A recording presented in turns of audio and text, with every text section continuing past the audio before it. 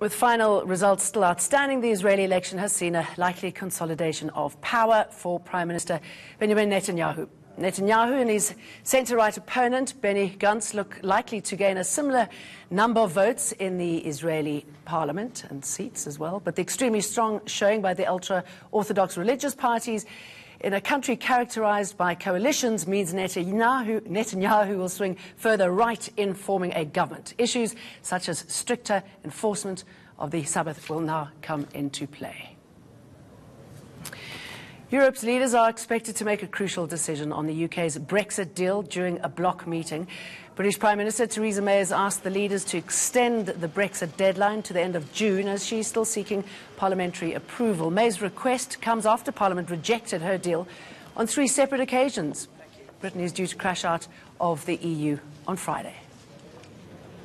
With fellow leaders to talk about the request I've put in for a short extension to Article 50. And I know many people will be frustrated that the summit is taking place at all, because the UK should have left the EU by now, and I greatly regret the fact that Parliament has not been able to pass a deal that would enable us to leave in a smooth and orderly way. But I and the government continue to work to find a way forward. We've been talking with the opposition. Those have been serious, constructive talks. They will continue tomorrow. The purpose of this summit is to agree an extension which gives us more time to agree a deal to enable us to leave the EU in that smooth and orderly way. We have spoken to refugees in detention centres who tell us that they can hear the clashes and many are really scared. So joining the call with the others, we are concerned about the situation of refugees and migrants in detention who are detained in areas where active conflict is ongoing. We are asking, advocating for release of all refugees and migrants from detention. Fears of a deepening civil war upon Libya as the battle for Tripoli escalates. Running battles between government forces and the military leader, General Khalifa Haftar, have reached a dangerous peak. Whilst in South Africa, former President Jacob Zuma is accused of stashing millions for the ousted Libyan strongman Muammar Gaddafi. Not ousted, killed. The money was allegedly moved from Kantla to Eswatini. Zuma has denied the allegations. International Affairs Minister Lindiwe Sisulu has called them ghost stories. How will the worsening political situation in Libya impact on retrieving the missing Gaddafi billions? What are the legal issues if Jacob Zuma was involved in moving money for him? Tonight we have in the studio international relations expert Charles Sinkala and Naeem Jina, Executive Director of the Afro-Middle East Centre. Good to have you both with us. So 2 big issues here, right? Both snatching the headlines. Let's start off with Jacob Zuma. What do you know about these allegations? Yes, it's quite unfortunate that it has been flagged as well in the media. You know, we thought having retired from his presidency, he would have a nice time by his house and his family, but unfortunately he keeps on coming back, leading to the courts again. But even having said that, this could be a big court issue if it were to be true. Yes, if it is found that it's true that the things were moved to his house or he was involved in the transactions, you know, this will impose serious sanctions onto him. And I'm sure Americans at the moment, they are moving forward with their investigating team because, you know, Colonel Gaddafi had a lot of millions stashed around the continent, or rather the world. Those were foreign reserves for the country itself and his personal investment, you know, and some of them were recovered. We believe from the time it was outset, about $67 billion was recovered, you know, from France, UK, You can see why Libya wants the money back. States. I mean, how plausible is this? I mean, Jacob Zuma was involved in negotiations to try and prevent bombing. So talk us through the relationship, what you know. Look, there's 2 sets of Libyan monies that we should be thinking about. The one set is number of assets and cash, etc. That, you know, just down the road, there's the Michelangelo Hotel, for example. Most of these belong to the Libyan Investment Company, and the South African government's attitude is when you have a government, you know, it's yours. You take control of it. So that is all there. It's above board. It's known, etc. There have been a number of delegations from Libya that have come to the South African government. That has been the response.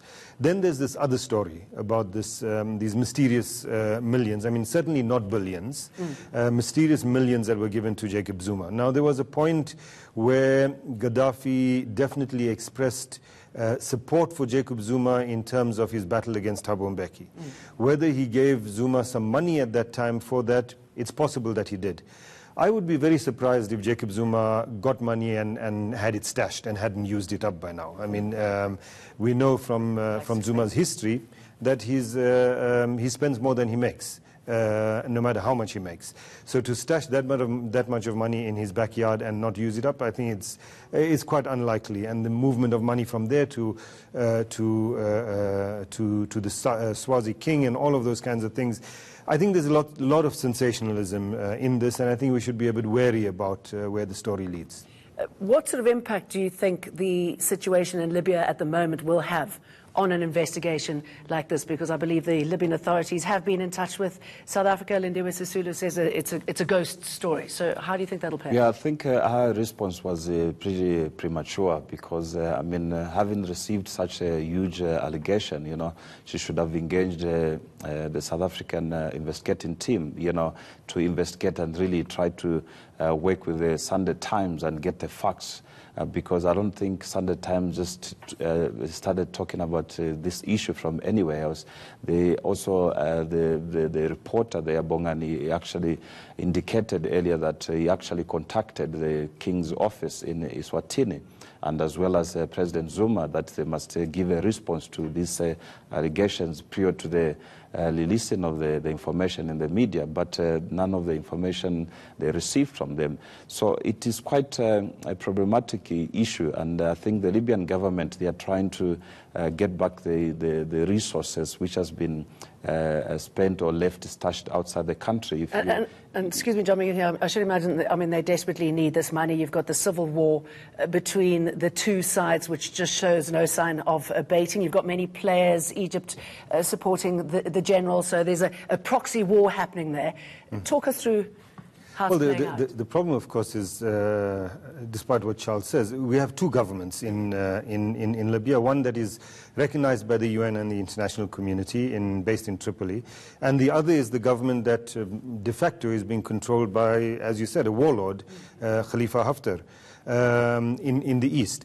He being supported by Egypt, the United Arab Emirates, Russia, France, all of these countries, not only political support but military support. They have special forces on the ground. The Egyptians provide him air cover in his battle. As a result, he's managed to take over a large part of the country, the whole of the east, the whole of the south, and is now advancing on Tripoli. So we still have two governments, one of which is recognized by, as I say, by the international community, the other is not. That one that is recognized is now under threat by Haftar's forces, kind of hodgepodge of tribal groups and Salafi groups, etc.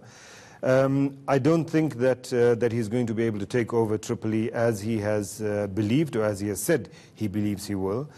Certainly the forces, the various disparate militia in Tripoli, including a number that have not supported the GNA, the official government previously, now are. In terms of confronting Haftar, the people in Misrata, the militia in Misrata, who also have aeroplanes.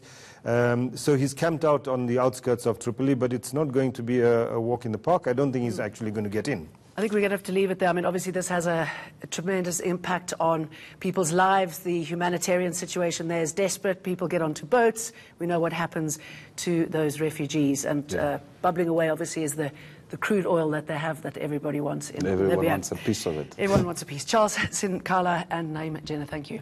Sports news is up next. Then harassing, embarrassing or threatening another person on social media. We see it every day. Are we doing enough to tackle cyberbullying? We're talking to an expert and a psychologist about this.